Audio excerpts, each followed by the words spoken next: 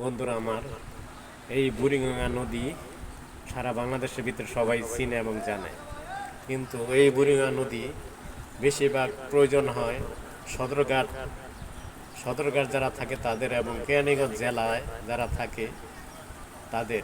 কারণ এই তাদের কারণেই ব্যবসা বাণিজ্যর যে একটা তাদের এই কেরানীগঞ্জের যে গার্মেন্টস এলাকা, যে গার্মেন্টসে জামা কাপড় তৈরি করা হয়, সে তৈরির যে কাপড় কাপড় সে কাপড়গুলা কিনতে হয় এই সদরঘাট ইসলামপুর থেকে। সেজন্য কেরানীগঞ্জের মানুষের নিত্য প্রয়োজনীয় একটি এই নৌকা দিয়ে তারা প্রতিনিয়ত তারা পার হয় এবং এই সদরঘাট তারা আসে, যাওয়া আসা করে।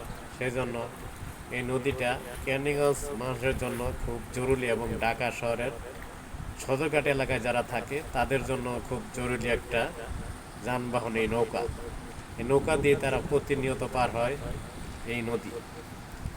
আর এই নদীটা বর্ষা আসলে কিংবা পানি একটু বেশি হলে, এখন পানি বর্ষাকাল পানি অনেক বেশি নদীর, সেজন্য অনেকটা রিস্ক হয়ে যায়। যারা প্রতিনিয়ত পার হয় তাদের জানা শোনা থাকে, কিন্তু সারা বাংলাদেশ থেকে যখন সিজন আসে, যারা পাইকার আসে তাদের, যারা নতুন তাদের জন্য একটু কঠিন হয়ে যায়। কারণ অনেকেই এই নদী কেমনে পার হবে, কেমনে কি অনেকে জানে না, বুঝে না, সেই জন্য অনেক অ্যাক্সিডেন্ট হওয়ার সম্ভাবনা থাকে।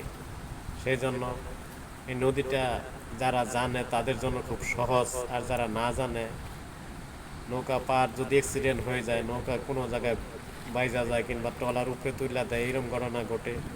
সেই জন্য যারা নতুন তারা হয়তো অনেক জিনিস বুঝবে না যে কেমন কী করতে হবে। আর যারা এই আশেপাশে যারা প্রতিনিয়ত পার হয় তাদের অনেক আইডিয়া থাকে, তাদের এই অনেক জানাশোনা থাকে এই নদীর সম্পর্কে, কেমনে পার হতে হয় সব সম্পর্কে তারা জানে। সেই জন্য এই নদী পার হতে যারা নতুন তাদের একটু দেখাশোনা পার হওয়া ভালো। আর এই নদীর পানি এখন অনেকটা বেড়ে গেছে, বর্ষাকাল অনেকটা বেড়ে গেছে। আর এই কেরানীগঞ্জের মানুষ প্রতিনিয়ত সবসময় পার হতে হয় এই নদী, কারণ এখানে গার্মেন্টস এলাকা, সেই গার্মেন্টস এলাকার মাল প্রস্তুত করা হয়, জামা কাপড়। সেই জামা কাপড়, শার্ট প্যান্ট, পাঞ্জাবি, আরও বিভিন্ন ধরনের বাচ্চাদের সব জামা কাপড় এই কেরানীগঞ্জের যে গার্মেন্টস আছে সেই গার্মেন্টসগুলোতে তৈরি করা হয়। সেই জন্য এই নদী তাদের জন্য খুব প্রয়োজনীয় একটা জিনিস এবং এই নৌকা।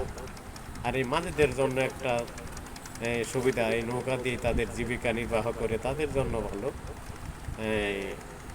সেই জন্য এই মাঝিদের উপকার হয় এই নদীতে।